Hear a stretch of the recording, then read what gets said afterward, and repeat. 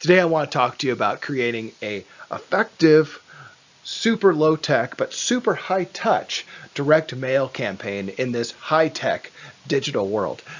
Recent studies have shown that there's a basic foundation that every business needs to establish before they start getting too fancy or too high tech or too creative or too complicated with their marketing strategy.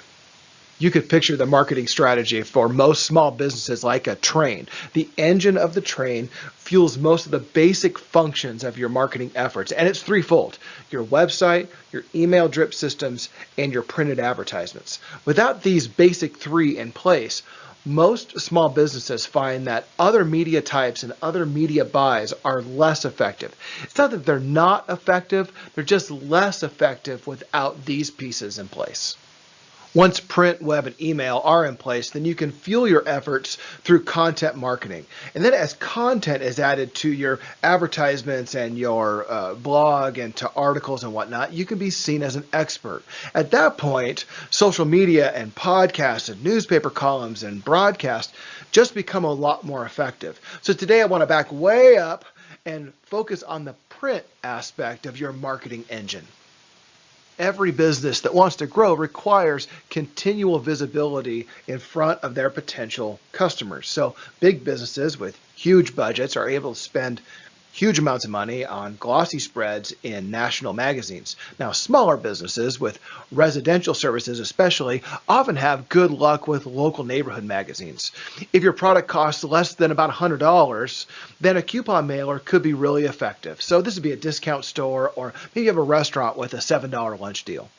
Nonprofits typically find that newsletters with stories and a clear appeal to donors, along with a BRE or a business reply envelope, is a fundraising technique that is often more effective than anything else they'll try. Now, all of these things that I just mentioned can be more expensive than what a startup or a really small business can afford. Like the kind of business that's just a husband and wife team with a truck and some tools, or like this guy pictured where he has a bike that sells beverages. So if you're just getting started, let me talk about some high-touch, low-tech postcard and greeting card marketing options. Now, there are a few reasons why you still get glossy postcards and glossy greeting cards in the mail during this digital age. Let me outline a few of those. First of all, postcards and greeting cards are impossible to avoid. They make an impression as soon as people see them, as soon as they touch them. Even if they go right in the trash, they make an impression the entire way to the trash can. A well-designed piece on thick glossy paper can feel really valuable and will often not go in the trash, but sit on a desk or a countertop for a long period of time, and that whole time it's sitting there, it's making a marketing impression. Secondly, glossy postcards and greeting cards help your business to look serious and established. Digital marketing can also be really effective, but can also feel really temporary and impersonal. Postcards and greeting cards they have the appearance anyway, of taking more labor and more time and more effort to deliver to people, and often people who are receiving those take them more seriously. Thirdly, postcards and greeting cards are extremely targeted. So you can send a mailer to just your former client list, and in doing so, you know that you're marketing to red hot clients.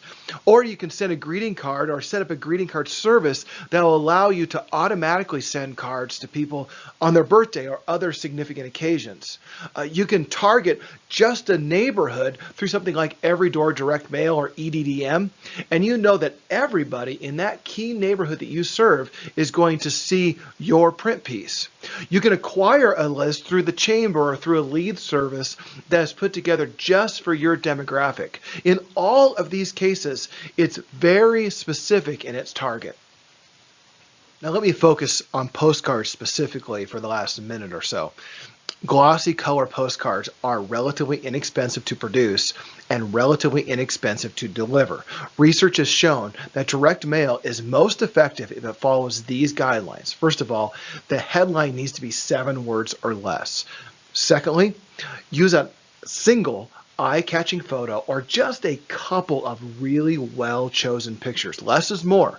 Front-facing smiling women are always a safe bet. White space is your friend and it helps with readability. Avoid putting a long laundry list of your services or filling up every inch of space on the mailer. Put a featured service that is a really good entry point to your business on the front. A customer will find out like what you do as they get to know you. You don't have to tell them everything that you do at once.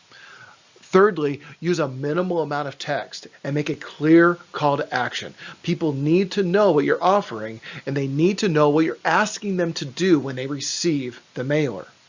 Fourth, make it client focused. Show and describe the user experience rather than talking about your company. And fifth, finally, use high quality paper. People are less likely to throw away a postcard that feels substantial. Using these techniques will help your business stand out and grab your customers' attention while not breaking the bank.